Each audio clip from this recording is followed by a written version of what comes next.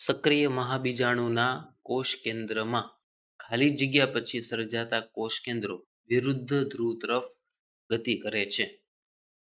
તો પેલા દ્વિકીય કોષ જેને આપણે કહીએ છીએ મેગાસ્પોર મધર સેલ, જેનું અર્ધીકરણ થઈ ને ચતુસ્ક બને છે, જેમાં 4 એકકીય મહાબીજાણુનું નિર્માણ થાય છે.